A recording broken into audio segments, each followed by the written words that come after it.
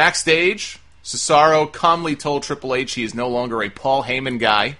He wants to be a Triple H guy. I'm sure everybody in that company wants to be a Triple H guy. I think we can now safely say that the Heyman-Cesaro experiment was a failure. Just a disappointment, I think, is the best word for it. Just if you look at what's happened to the guy since they put him with Heyman, there was such excitement. I was in the building that night, and when he just teased that he was a Paul Heyman guy, and he was dumping Zeb, the place went nuts. Because you associate Heyman with success, even though that's not always the case. That wasn't the case with Ryback. That wasn't the case with Curtis Axel. Sometimes you win some, and sometimes you lose some. But Heyman is so awesome at what he does, and I think a lot of people just looked at that and said, well, Heyman is the guy who the night before had managed Brock Lesnar in beating The Undertaker. That's a pretty big deal. Heyman is associated with big deals and big things, so putting Cesaro with him must be a sign they have big plans for the guy. And if they did, plans changed, because there was nothing but disappointment after disappointment. You know, they took away the big swing, which was one of the things that made him popular, and I guess the logic there is, well, he's a bad guy now, and so the swing is going to get a big babyface reaction, and it would make no sense for a guy who's a heel to do a move that's going to get him cheered.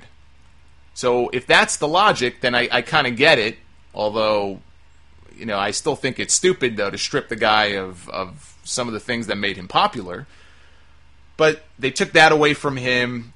He really has not been involved in any sort of major feud since he got paired off with Heyman. He hasn't been elevated to that next big level ever since he won the Andre the Giant Battle Royal at WrestleMania, which was probably the peak of his career so far in WWE. That moment where he body slammed Big Show out of the ring, and you had 75,000 people going crazy, and, you know, he gets the kind of reaction he gets, and he's got the trophy in the middle of the ring. He had his big WrestleMania moment, and it just feels like ever since then, it's just been all downhill from there. His partner, Jack Swagger, who is dead as a doornail now, is more over than he is.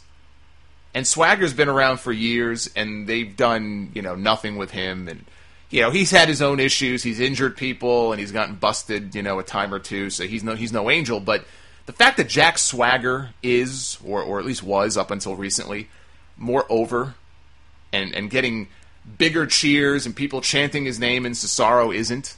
I said it last week, it's almost like we're living in some kind of bizarro world. And again, just look at everything else with Cesaro. Look at what happened last weekend. Go back even before last weekend. The losing streak, losing matches to Kofi Kingston, which went nowhere. Being eliminated by Heath Slater in the Battle Royal at Battleground with no follow-up the next night, other than to say he's no longer a Heyman guy. It's not like he came out and beat the shit out of Heath Slater and maimed the guy. No, just he got dumped out by a jobber, basically, by a comedy character, and that was it. There was no revenge. There was no comeuppance for Heath Slater. He just shows up the next night, and basically the implication is not that Cesaro chose to leave Heyman on his own, but rather Paul Heyman probably just cut bait on the guy because he's a loser. No build-up to an eventual story with Brock Lesnar, or Cesaro breaking away from Heyman on his own because he's sick of him talking about how Brock conquered the streak every single week.